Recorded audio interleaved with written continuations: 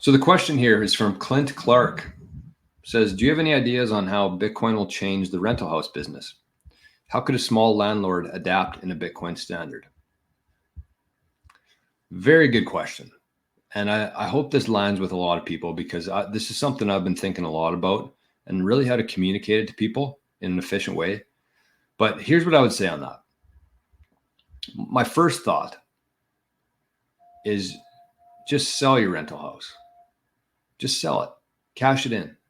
The real estate market is higher than the highest it's going to be, I think, for a while. Once these rates kick in, especially here in Canada, depends on what country you're in, but specifically here in Canada, there are people with 5-year fixed mortgages right now on 1%, 1.5%. In a year or two from now, those are going to go up to 5%. That's a big, big deal. So there's going to be foreclosures. There's going to be a lot less people buying. The market's going to come down from here. So what I would say is sell your rental house. If you have like one or two of them, if you have 20 of them, that's a whole different story. But if you have one or two of them, I would just honestly cash them out. You don't have to worry about the headache anymore. You don't have to pay all the hidden costs with the house. Just cash it out, buy Bitcoin, protect it. That's it. But if you want to keep it, the one thing I would say is it says, how could a small landlord adapt into a Bitcoin standard?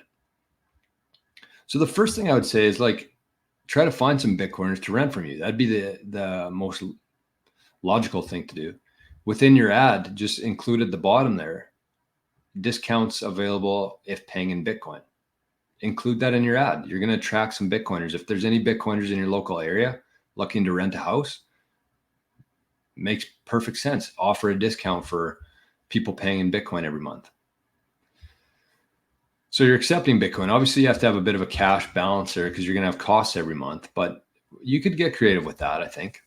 So that's the obvious one. But the second part of that would be try to find Bitcoiners in your local community and say, I'm renting this house. I'm going to accept Bitcoin. I'm going to give a really good price if people are paying in Bitcoin, and just send that out to everybody, all the Bitcoiners within your local network there.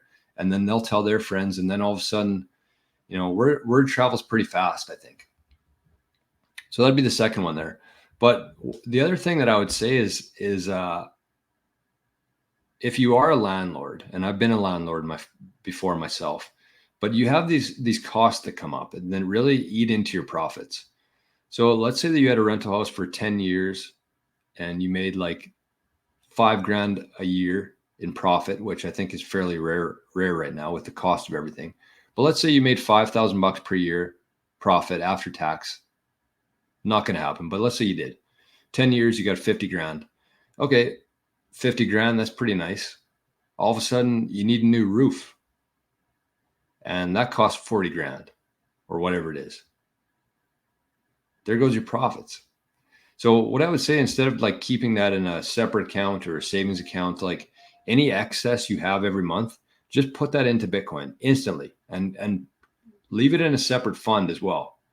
So when the day comes in 10 years from now where you do have to replace your roof, instead of holding it in an asset that's been melting away for the last 10 years and losing purchasing power, you're actually holding in something that's going much higher in purchasing power. So I think that that's the only way that you could actually make a rental house business work now, is that if you're taking all of your excess profits, first of all, it has to be profitable, because there's really no sense of like just doing it for the equity in houses anymore. It doesn't make any sense. So if you're generating a profit, a cash flow every month, you put that into Bitcoin, you set up a rental house Bitcoin fund. And if you want to sell your house before your roof needs to be replaced, that's your Bitcoin now. That's what you've earned from the house. That's the only way that owning a rental house makes sense nowadays, I think. So without going too much further into that, I think that I hope that helps. My Path to Fire says they didn't have 30-year fixed. No, we don't have that option here in Canada. We got 5 years max. So there's going to be a lot of pain here in Canada in the next couple of years. A lot of pain. We're already seeing it.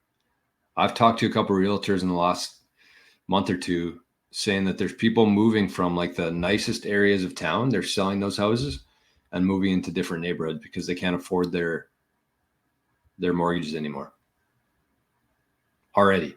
And it's probably been 2 years now since, like, when I got this house, I think I paid 2% rate, which was 2 years ago.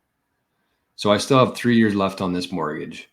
And that's like probably best case for people. There's going to be mortgages coming up in the next year or two now at 1% that are going to roll into a 5-year or 5% rate. Like, that's so significant.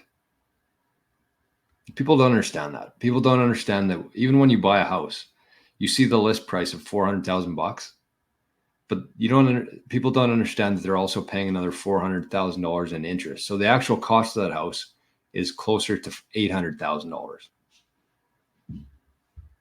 And that's just our school system and how poorly people are taught about finances. But that's changing. That's changing. That's why shows like this exist. That's why many shows out there exist on YouTube, and we have the ability to learn now. It just, the only thing people need is just the drive to do it.